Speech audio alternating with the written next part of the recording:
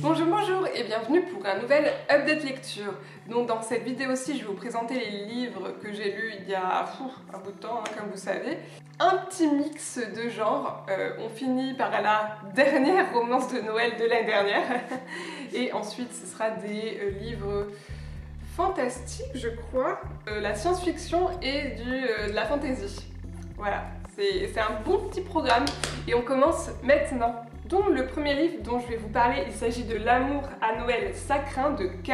Jarno. Bon, on voit un petit peu l'ambiance de Noël sur la couverture, mais en fait, je trouve qu'elle représente pas du tout ce qui se passe à l'intérieur du roman. Donc dans cette histoire-ci, on suit une jeune femme qui n'aime pas Noël, elle déteste ça.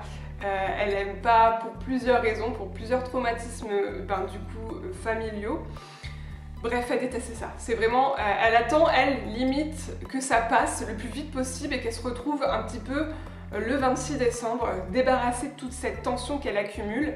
Et sauf que pas de bol, cette année, sa famille débarque, notamment son père, sa mère, peut-être, je sais plus, et sa sœur et ses enfants.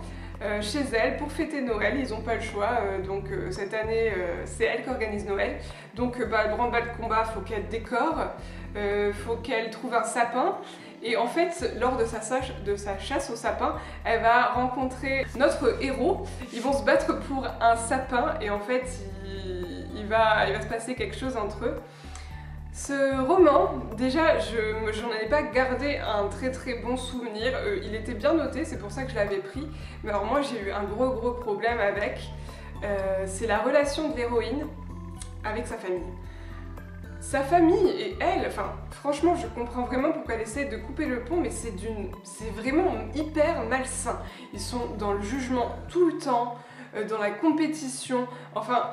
Tous ces liens familiaux sont très malsains, ça m'avait mis vraiment très mal à l'aise. Moi j'aime bien les romances de Noël où finalement on est un petit peu dans le pays des bisounours et tout le monde s'aime. Et là clairement c'est pas du tout le cas. J'ai bien aimé le héros par contre, je trouvais que sa relation et la façon dont il se comporte avec notre héroïne, la façon dont il met en place leur amour, il prend son temps, il prend en compte ses désirs, je trouvais ça super mignon.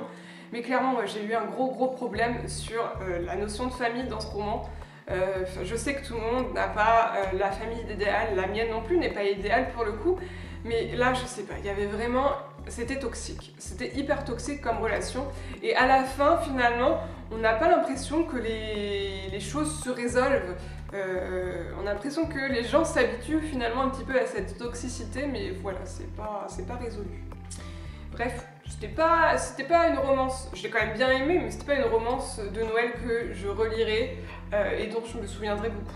Ensuite, je vais vous parler du Royaume sans ciel, écrit par Charlotte Embrun, publié chez Magic Mirror Édition. Donc Magic Mirror, vous les connaissez peut-être cette maison d'édition, mais ils sont spécialisés dans les réécritures de contes.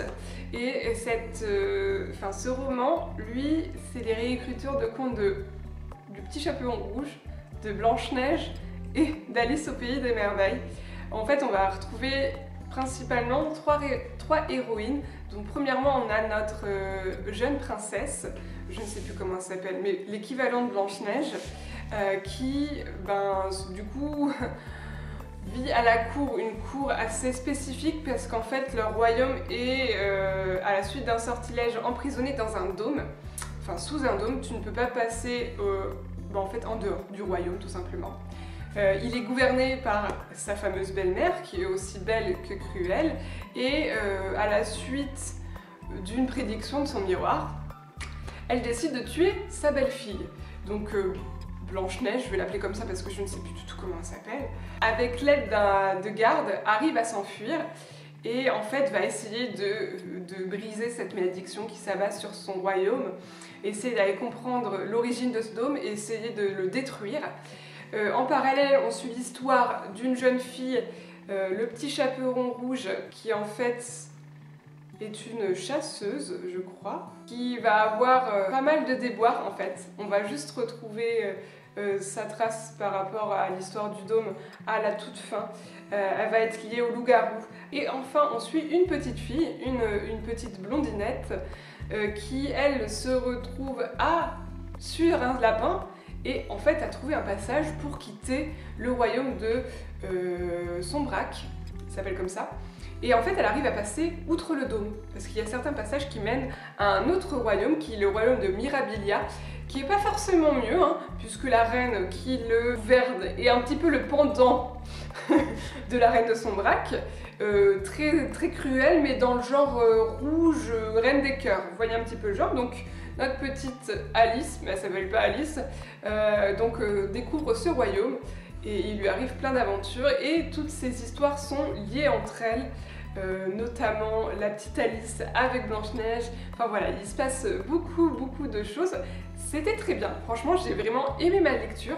J'ai vraiment aimé le fait qu'en fait nos héroïnes n'ont pas du tout besoin d'hommes dans ce roman, elles se débrouillent toutes seules, mais vraiment toutes seules. Bon, on a des personnages masculins de temps en temps qui font que on a des petites romances qui se mettent en place, du coup c'est sympathique quand même, pas pour la petite fille par contre, hein. La petite fille c'est une petite fille donc elle n'a pas de romance associée, mais je trouvais ça sympa, le fait que ce soit vraiment des héroïnes qui sont capables de s'en sortir elles-mêmes. Par contre, je trouve que le roman prend beaucoup de temps à mettre en place tout l'univers et la fin, je la trouve un peu trop précipitée. Ça arrive trop facilement en fait, le dénouement, l'arrêt de la malédiction, tout ça va trop vite en fait. Trop vite et trop facilement. Vous voyez un petit peu le genre. Mais après, j'ai vraiment passé un très bon moment de lecture. J'ai trouvé que les réécritures de contes étaient intelligentes et innovantes. Donc franchement top. Ce roman, La Pénélopée de Mathilde Beauchamp, publié chez 404 éditions, est un roman assez spécial dans le genre puisqu'on est dans une réécriture de l'Odyssée mais en mode Far West spatial. C'est un petit peu spécifique. On se retrouve sur Ithaque et en fait on va suivre une journée dans la vie de Pénélope. Pénélope, la femme d'Ulysse. Pas trop rentrer dans le détail, mais le gouvernement d'Ithaque est un gouverneur élu, un roi élu par les citoyens. Et on va suivre plein de personnages qui entourent Pénélope, Pénélope elle-même, lors de cette fameuse journée de vote, pour savoir qui de Ulysse, qui vient juste de retourner de la guerre, et de Pénélope finira roi ou reine d'Ithaque. C'était très intéressant, de par sa construction, de par ce mélange des genres qui était très audacieux, parce que faire de ce roman qui se passe dans la Grèce antique un roman qui se passe dans l'espace, enfin un roman de science-fiction qui se passe dans l'espace, où Ithaque c'est clairement le Far West, on est en mode cow-boy de l'espace quoi. C'était très audacieux mais hyper bien exécuté, franchement j'ai vraiment apprécié du coup suivre cette journée. Je trouve que le fait que l'on suive vraiment un personnage par chapitre qui nous raconte une partie de la journée qui se déroule et après qui fait des flashbacks, parce qu'on est beaucoup en flashback, c'est un personnage, un chapitre, un flashback lié à Pénélope. C'était hyper intéressant, hyper bien construit, finalement t'es pas perdu du tout dans le récit. J'ai beaucoup aimé trouver une Pénélope qui n'est pas du tout celle du roman de l'Odyssée, hein, clairement, parce que Pénélope dans l'Odyssée, elle a fait que attendre Ulysse, même si elle a réussi à repousser tous ces séducteurs là. Elle a fait qu'attendre et elle faisait sa broderie en fait, qu'elle défaisait chaque nuit. Mais voilà, c'était une héroïne très attentiste de son mari, comme les femmes l'étaient à l'époque, hein, faut remettre dans le contexte historique aussi. Les femmes grecques avaient très peu de pouvoir, enfin les femmes grecques nobles avaient très peu de pouvoir et très peu de liberté. Et là, on n'est pas du tout dans ce genre-là.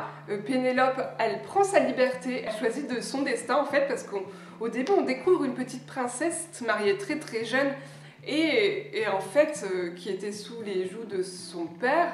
Enfin voilà, comme à l'époque grecque, vraiment, une petite princesse, et on la voit s'émanciper au long du roman. Et on voit ce qu'elle est devenue à la fin, puisqu'on commence par découvrir une Pénélope qui a une quarantaine d'années et qui est une femme sûre d'elle, combative, des fois qui fait peur, qui paraît cruelle pour certains. Enfin voilà, c'est toutes ces nuances qu'apporte le roman sur la vision d'une femme suivant les différents points de vue des narrateurs. Voilà, c'était hyper bien fait, tu apprends à t'attacher à certains personnages qu'au début tu n'aimes pas, enfin c'était vraiment très bien. Au début moi je n'aimais pas clairement Pénélope, et au fur et à mesure que tu comprends son histoire, son passé, et ben en fait ça te retourne l'esprit. Voilà. Et c'était vraiment très très bien. J'ai vraiment aimé ce roman, il est à lire, il est très original. Il était donc dans la sélection des Plib 2021 et j'ai trouvé qu'il aurait mérité, je pense, d'aller plus loin. Il était vraiment très très bon. Donc voici pour mon update lecture. Si jamais vous avez lu un ou plusieurs de ces livres, n'hésitez pas à me dire ce que vous en pensez en commentaire. Si jamais vous avez des suggestions de lecture qui ressemblent, en commentaire également. Et moi je vous dis à dans une prochaine vidéo et bisous bisous.